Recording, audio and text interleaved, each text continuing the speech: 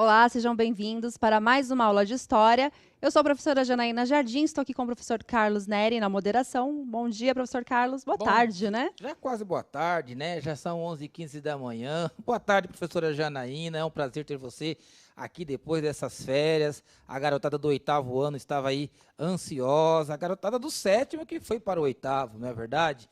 E, professora, hoje nós vamos começar aí já esse ano de janeiro, terminar o mês de janeiro, vendo os antecedentes da Revolução Industrial. É isso mesmo? Exatamente. Então, essa é a primeira aula sobre Revolução Industrial. Mas antes de começarmos aí a entrar de fato na Revolução Industrial, é importante nós revermos tudo o que aconteceu antes. Por que a Inglaterra foi o palco, aí foi o grande cenário da Revolução Industrial? Por que a Inglaterra? É isso que nós vamos entender nessa aula de hoje. Então, convido aí os professores, os estudantes do oitavo ano a participarem desta aula. Vou colocar habilidades e objetivos na tela para vocês.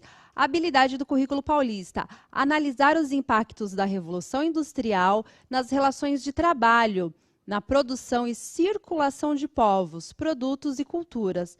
Objetivo da aula: analisar os antecedentes da Revolução Industrial, bem como as consequências desse processo na sociedade e na economia. Então, nós vamos começar aqui com uma questão disparadora, para que os estudantes já comecem utilizando aí o seu repertório historiográfico, a sua atitude historiadora. Então, vou pedir para vocês analisarem esta imagem, dá uma olhadinha.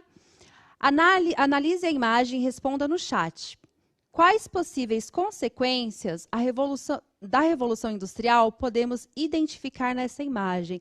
Então, observem bem a imagem. É uma representação de um mineiro em Middleton, um subúrbio da cidade de Leeds, em 1814. Então, observem esse cenário, onde ele está e o que ele está fazendo. E pensem, né? Levantem aí quais possibilidades, quais consequências que a Revolução Industrial ele causa nesse povo, nessa classe social que vocês estão verificando aí na tela. Vamos deixar 3 minutos, professor Carlos? 3 minutinhos, já Então, voltamos. voltamos.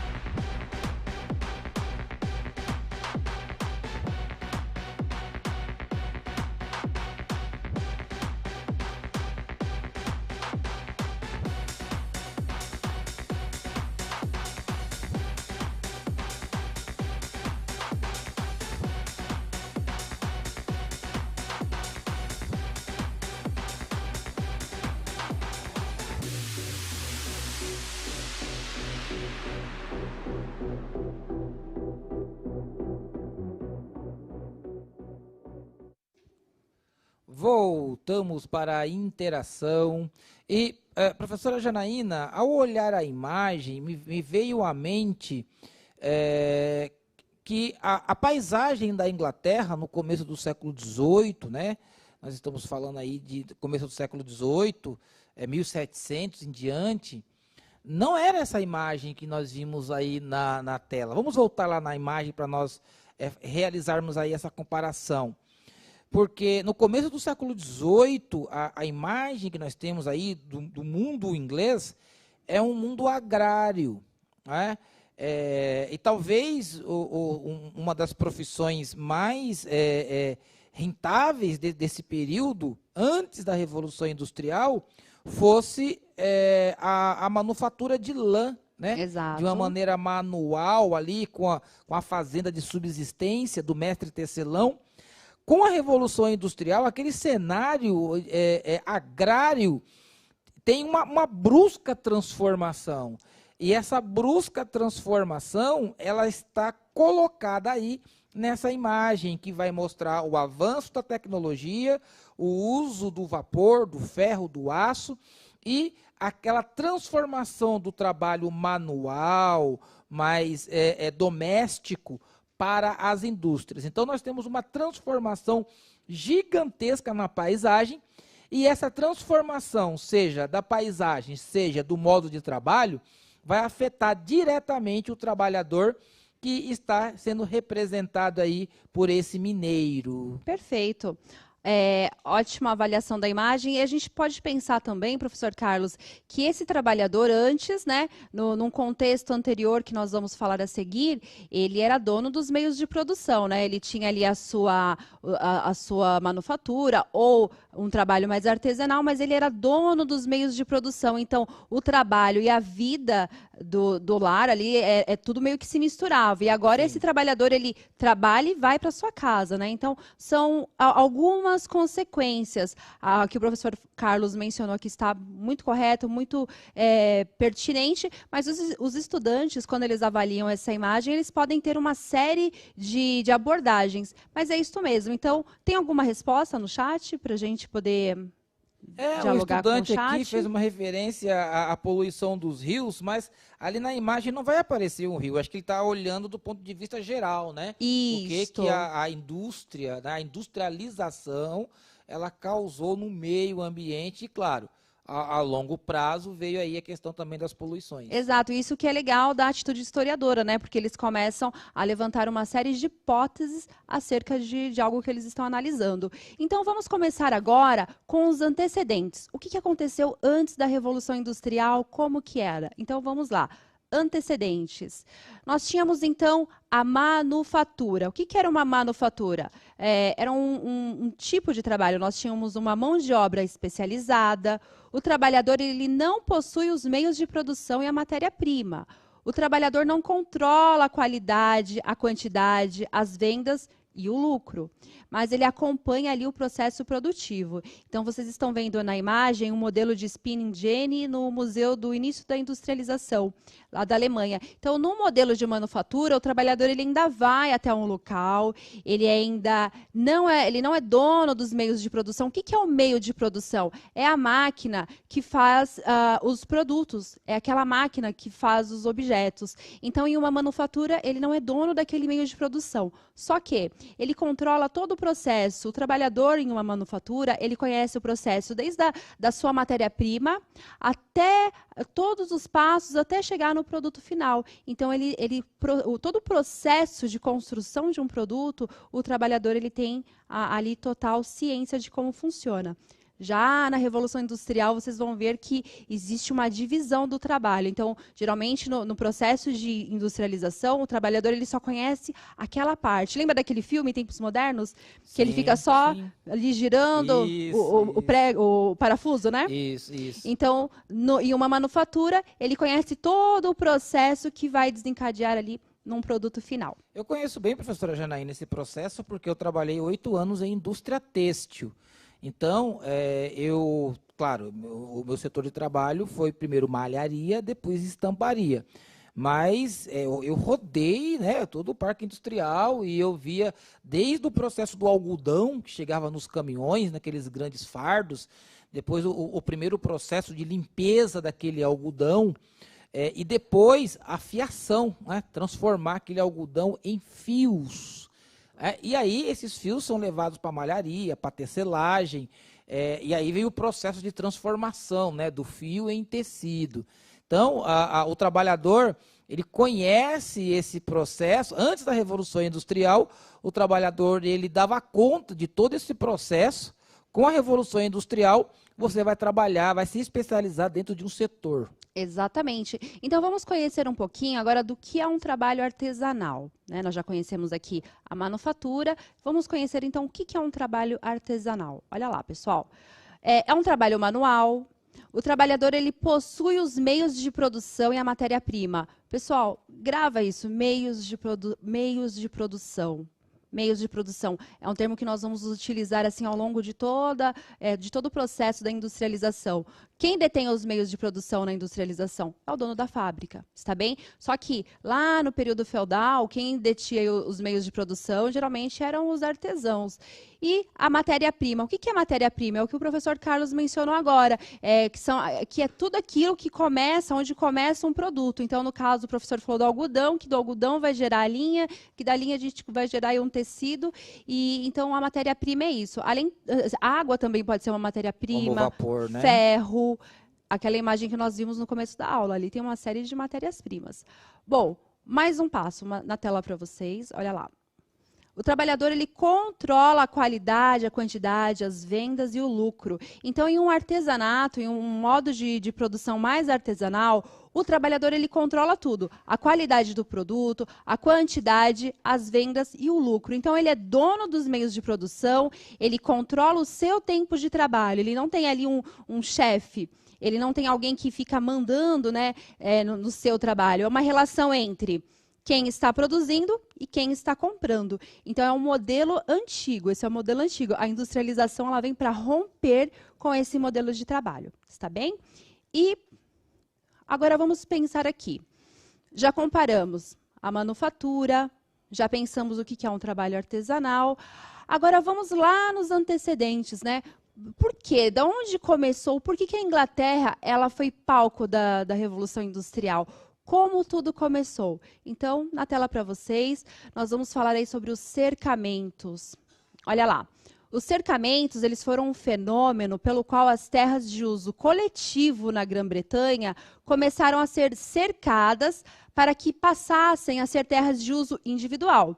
Esse fenômeno se intensificou durante a época da dinastia Tudor, no século XVI. A partir da segunda metade do século XVIII, grande parte dos camponeses que eram deslocados dos campos para as cidades devido aos cercamentos passou a ser utilizada como mão de obra fabril para a Revolução Industrial. Então, nós temos aqui o êxodo rural. Olha só, os cercamentos é muito importante assim, para pensar o porquê a Inglaterra foi o grande cenário da Revolução Industrial. Então, o que foi os cercamentos?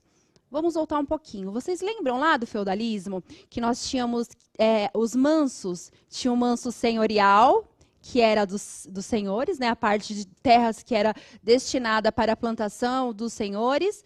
Aí nós tínhamos ali o manso servil, que era uma parte de terras onde os servos plantavam e utilizavam aquela terra. E nós tínhamos também o manso coletivo, né? Que era um manso comunal. Esse manso comunal ele era para uso geral. Só que aí, no final da dinastia Tudor, não vou me prolongar na dinastia Tudor, aí vocês podem pesquisar. Então, no final da dinastia Tudor, lá no século XVI, nós temos os cercamentos. Literalmente, eles cercaram essas terras que eram comuns. E quem que comprou essas terras? Parte da burguesia. Nós temos uma classe social que vai ser chamada de gentry. Quem são esses caras, né? Quem é gentry? A gentry são esses latifundiários que começam a comprar essas terras cercadas. Terras que antes eram comuns, que antes eram comunais, que todos podiam usar, a partir de agora começam a ser utilizadas por uma parte da sociedade. Burguesia e gentry. essa gentry, que são esses caras que compram essas terras, começam a fazer o quê? Cercam essas terras e começam a criar ovelhas para Extrair a lã. extrair a lã. Exatamente. E é muito importante esse processo de cercamento das terras que antes eram comunais na Inglaterra, porque agora nós temos aí terras que antes tinham muitas pessoas ali morando, agora nós temos muitas ovelhas. E aí acontece o quê? Êxodo rural. O que é o êxodo rural? Estava todo mundo morando ali nos campos, né? Todo mundo dividindo ali os mansos, todos estavam vivendo meio que ali naquele sistema feudal, ali na Europa Ocidental. A partir dos cercamentos, ali no final do século XVI, final da dinastia Tudor, nós temos esse processo onde essa elite, que são chamados de gentry, essa elite, eles começam a cercar, a comprar essas terras, aí eles começam a colocar lá muita ovelha, e essas ovelhas, a lã que sai dessas ovelhas, ela vai ser a base, vai ser a matéria-prima de todo o processo da Revolução Industrial que vai acontecer na Inglaterra. Então, nós temos na Inglaterra ali o início ali do cerne do que vai ser a Revolução Industrial. Isso já começando lá no século XVI e indo até o século XVIII. E vamos falar de Revolução Gloriosa. Bom, antes de falar da Revolução Gloriosa, eu falei para vocês da gentry, né, que é essa classe social que começa a comprar essas terras que antes eram comuns, e agora elas deixam de ser comuns, elas passam a ter um dono. Nós precisamos pensar que existiam pessoas morando nessas terras que eram comuns. Né? Quem são eles? Os camponeses, os servos. O que acontece com esses camponeses e servos? Eles saem dessas terras e eles começam a ir para partes mais urbanas ali da Europa Ocidental. E esses camponeses e servos começam a servir de mão de obra barata para as indústrias. Então, são pessoas que eles estão ali há gerações morando naquelas terras, e de repente essa terra ela é comprada, ela começa a servir para cultivo de ovelhas, essas pessoas têm que sair dessas terras, e nós temos essa consequência também dos cercamentos. Além dos cercamentos ser um fator importante para o desenvolvimento da Europa, ser importante para o desenvolvimento da Revolução Industrial, nós temos uma outra consequência que nós nunca podemos deixar de olhar, que são as classes mais subalternas, as classes mais pobres, os trabalhadores. O que acontece com eles, né? Eles vão para as cidades, eles vão servir de mão de obra bem barata para a industrialização. Então, sempre na história, nós temos muitos lados que nós precisamos olhar. É importante? A industrialização ela foi importante para a história da humanidade? Sim. Ela trouxe uma série de benefícios e crescimentos para a humanidade? Trouxe.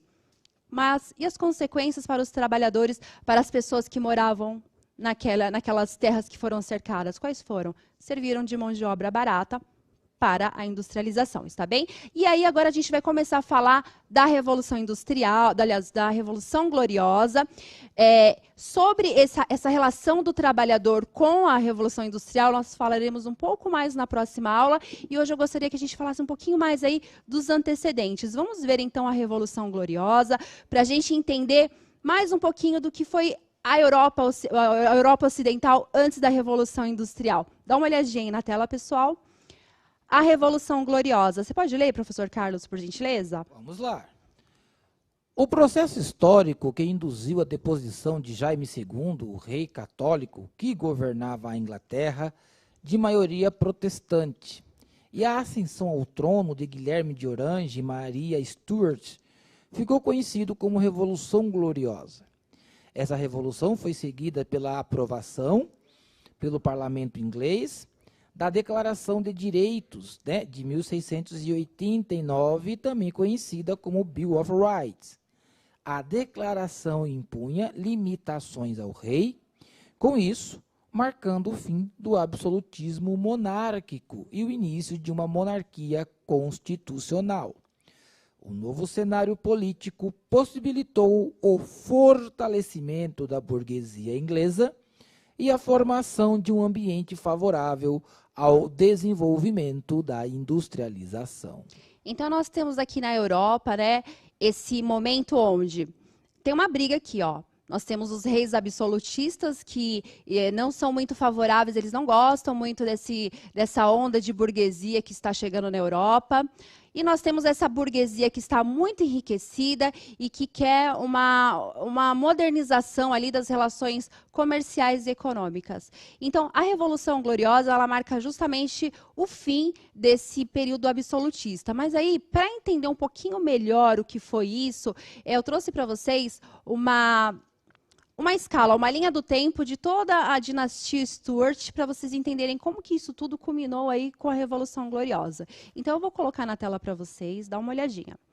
Então, é assim, ó. Nós vamos começar com a dinastia Stuart. A dinastia anterior é a dos Tudors, então, que é dos cercamentos, tá? Vamos começar com a dinastia Stuart. Começa com Jaime I. Ele governa de 1603 a 1625. Quais eram os objetivos do Jaime I? Deter a burguesia, porque ele não está gostando dessa questão aí dos burgueses estarem ascendendo socialmente. O Jaime I é um rei absolutista, ele começa a perseguir os puritanos. Quem são os puritanos? Nós temos a Igreja Católica e do outro lado ali os protestantes. Então, os protestantes são os puritanos. O Jaime I, ele vai dissolver o parlamento. Quem eram os representantes do parlamento? A burguesia. Então, ele dissolve esse parlamento. Aí, na sequência, bom, ele vai falecer e vem o seu filho, Carlos I, que vai governar de 1625 a 1649. O Carlos I, ele quer continuar ali na mesma linha absolutista do seu pai, o Jaime I. Só que o Carlos I, ele vai enfrentar uma série de resistências da burguesia. E justamente quando ele tenta deter a burguesia, ele tenta também perseguir aí os puritanos, o que vai acontecer? A Guerra Civil ou Revolução Puritana, que foi de 1640 a 1649. No final da Revolução, né, da Guerra Civil, dessa Revolução Puritana, o Carlos I é decapitado. Né? Cortem as cabeças, ele perde a sua cabeça. Em 1649, é proclamado a República na Inglaterra. Bom, Oliver Cromwell. Oliver Cromwell é uma pessoa importante para a gente falar nesse contexto. Olha só. Teve a Revolução Protestante, né? Aliás, desculpem, a Revolução Puritana. O Oliver Cromwell, ele foi um líder que estava do lado dos puritanos. Então, ele lutou ao lado dos puritanos. Quando foi proclamada a República, escolheram o Oliver Cromwell para ser o Lorde Protetor da República. Então, ele é escolhido aí para ficar num cargo de Protetor da República. Bom, o Cromwell, ele até vai fazer coisas muito interessantes. Por exemplo, atos de navegação. O que é um ato de navegação? O Cromwell, ele vai dizer o seguinte: a partir de agora, tudo que chegar na Inglaterra vai ter que chegar por navios ingleses. E isso vai fazer com que a Inglaterra comece a acumular muito capital. É muito importante para a Inglaterra. Só que o poder sobe na cabeça do Oliver Cromwell e em 1653, ele vai dissolver o parlamento. Então, tudo aquilo que ele lutou anteriormente, tudo aquilo que ele se juntou ali com parte dos puritanos e parte da baixa burguesia, ele havia se juntado também com alguns camponeses para lutar contra os absolutistas, ele consegue proclamar uma república, só que aí o poder sobe na cabeça dele e em 1653 ele vai dissolver o parlamento. Em 1658, Cromwell ele morre e é substituído pelo seu filho. Só que aí o seu filho não tem tanto prestígio como Cromwell, né? Então ele vai acabar sendo retirado do poder. Como que isso vai acontecer? Em 1660, o parlamento ele vai articular o retorno da dinastia Tudor. Então, como que ele vai fazer? O parlamento ele vai se reunir.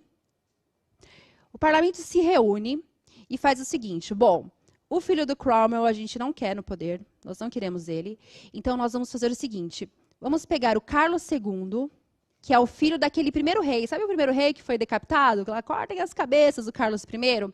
O parlamento ele vai chamar o Carlos II para ser o rei. E o parlamento ele acredita que o Carlos II vai ficar ali de acordo, alinhado aos interesses, né, da burguesia, só que não. Ele entra, né, volta aí a dinastia Tudor, depois de tudo isso, a dinastia Tudor vai voltar, e o Carlos II, ele esperto, ele se coloca no poder, não, parlamentares, ou burguesia, eu estou do lado de vocês, só que não é isso que acontece. O que ele vai fazer? Ele vai dissolver a Assembleia novamente. Vou voltar na tela para vocês, dar uma olhadinha. Olha lá, ele vai dissolver o parlamento e o parlamento vai ficar dissolvido aí até 1681, quando Carlos II morre. Bom, e aí, o que acontece? Carlos II morre e em 1681 assume o seu filho, Jaime II, que ele vai assumir aí após a morte, né, do seu filho, não, o seu irmão, Carlos II. Então, Carlos II, ele tinha um irmão, que era o Jaime II, e o Jaime II, ele vai assumir no seu lugar. Só que, mais uma vez, né, os parlamentares, eles vão articular um golpe. Quem são os parlamentares, pessoal? A burguesia. A burguesia vai articular um golpe para, mais uma vez, retirar os Stuart do poder. Como que eles fazem? Bom, eles vão convocar a filha do rei Jaime II, que é a Maria II. Ela é casada com Guilherme de Orange. Guilherme de Orange, ele era um governador das Terras Baixas, hoje a Holanda. Eles vão convocar a Maria e o Guilherme de Orange para que eles deem um golpe de Estado e retirem o Jaime II do poder. E eles conseguem. E esse período, né, ele é chamado de Revolução Gloriosa porque o rei, o Jaime II, ele é retirado do poder sem nenhuma violência. O Jaime II, ele não vai nem tentar permanecer no poder. Não houve um derramamento de sangue, não houve nenhuma morte. Foi o rei que ele foi deposto sem nenhuma violência. Então, por isso é chamado de Revolução Gloriosa, por não ter tido nenhum derramamento de sangue. Bom, a burguesia, ela finalmente consegue poder político, certo? Em 1689, é feita aí a carta, né, que é a Bill of Rights, que é a Declaração dos Direitos.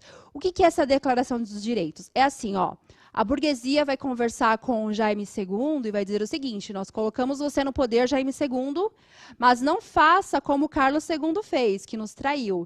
Então, antes de colocar você no poder, você vai assinar uma carta onde vai limitar o poder dos reis. Nós queremos uma monarquia parlamentarista, inclusive até hoje a Inglaterra ela é uma monarquia parlamentarista. E nós queremos também aí que vocês assegurem os direitos individuais. Quais são os direitos individuais? Principalmente direitos religiosos, porque vocês se lembram que nós temos uma guerra aí entre católicos e puritanos? Os puritanos são os burgueses estão ascendendo nesse cenário econômico, social e político. E a burguesia, ela vem aí com todo o poder político. E por que é tão importante falar desse cenário? Por que é tão importante contar essa história? Nós temos, pela primeira vez na história, uma revolução burguesa. Então, vocês percebem que lá no século XVI, começou toda essa briga entre os Stuart com os parlamentares. Havia uma briga também entre católicos e puritanos. Só que no final, depois de tantas, né, dissoluções do parlamento, no final, nós temos a primeira revolução burguesa. É o momento da história onde os burgueses eles ascendem e começam a ter realmente o poder econômico e político. E isso é esse fato que vai dar o pontapé inicial para todo o processo de revolução industrial. Porque os burgueses, eles são quem? Eles são os liberais. Eles querem mais direitos políticos, econômicos, para que eles mudem toda aquela lógica comercial do mundo anterior. O mundo anterior era aquele mundo feudal, onde nós tínhamos terras comuns, e agora nós temos um mundo novo, né? A partir desse momento, de todas essas articulações políticas que vocês viram, nós temos um novo cenário político, econômico e social na Inglaterra. E agora vamos pensar assim. Eu sei que foi um conteúdo bastante denso, eu peço que vocês depois revejam essa aula. Foi importante falar aí da Revolução Gloriosa, porque nós precisamos pensar assim, ó, vou colocar na tela para vocês, dá uma olhadinha. Por que a Inglaterra? Por que a Revolução Industrial ela acontece na Inglaterra e não em outros lugares do mundo? Aí nós temos aqui a seguinte questão. acúmulo de capitais lá na dinastia Tudor. Lembra que nós falamos dos cercamentos? Que ali eles começam a acumular capitais? Então, isso é um motivo. Outro motivo, agricultura capitalista. Novamente, os cercamentos, eles começam, a burguesia começa a fazer um uso capitalista do solo. Não é mais aquele solo, não existem mais terras comunais, agora são terras para uso de capital. Mão de obra barata, êxodo rural. Vocês se lembram que as pessoas saíram das terras que elas moravam lá há gerações e começaram a ir para as cidades, e essas pessoas que são os camponeses, os servos, eles não têm mais aquela terra onde eles podiam plantar, as terras servis, agora eles precisam ir para as partes mais urbanas. E lá eles vão servir de mão de obra barata para o processo aí de revolução industrial. Puritanismo, trabalho e lucro. Existe, isso nós vamos nos aprofundar na próxima aula, mas existe uma lógica no pensamento puritano, que é a lógica muito próxima aí do capitalismo. Mas sobre esse tema a gente vai se aprofundar na próxima aula, mas o puritanismo ele traz isto, o trabalho e o lucro. O pensamento anterior, né, que é aquele pensamento do mundo feudal, você não podia acumular, né, até o acúmulo de lucro, né, o lucro era considerado uma usura. E o puritanismo não, ele já trabalha essa questão com uma outra forma. Esse pensamento puritano relacionado à ética capitalista, nós vamos falar na próxima aula, está bem? Hoje eu quero focar muito aí nos antecedentes e o porquê a Inglaterra ela foi o palco da Revolução Industrial. Revolução Gloriosa, o liberalismo. Então, na Revolução Gloriosa, que é essa revolução onde os parlamentares eles vencem as dinastias, né? Os parlamentares, que são os burgueses, eles vão ter, de fato, ali um grande ganho econômico, político e social na Inglaterra. A Revolução Gloriosa ela vai representar o final de um período onde nós tínhamos reis absolutistas e vai começar ali uma monarquia parlamentarista, onde os reis eles têm um poder diminuído e os parlamentares, que são os burgueses e aquela classe social que está ascendendo na Europa, eles terão ali de fato, o seu momento de decisões políticas, econômicas e sociais na Inglaterra. Revolução Gloriosa, que foi o que nós acabamos de falar. Minas de carvão, mineral e ferro, matéria-prima. A Inglaterra também estava num período de crescimento industrial, e a descoberta de minas de carvão, mineral e matéria-prima também favoreceu a Inglaterra para ser o grande palco da Revolução Industrial. Então, esses são alguns dos motivos que fizeram com que a Inglaterra despontasse aí no cenário da Revolução Industrial no mundo. Agora eu vou deixar uma pergunta para vocês. Olha lá. Você conseguiu identificar quais elementos possibilitaram a Revolução Industrial? Comente, eu sei que foram vários elementos que eu citei aqui, mas se vocês conseguirem falar um ou dois, já é bem legal. Então, pensem aqui, ó, identifiquem quais elementos possibilitaram a Revolução Industrial. Vamos deixar 2 minutos.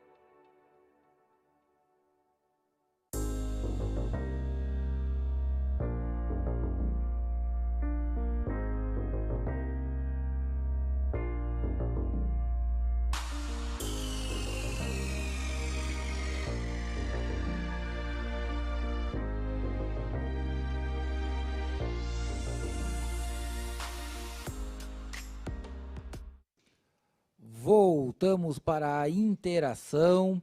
E olha, alguns desses aspectos que possibilitaram aí a Revolução Industrial, essa passagem do mundo feudal para o mundo urbano, né, o mundo da indústria.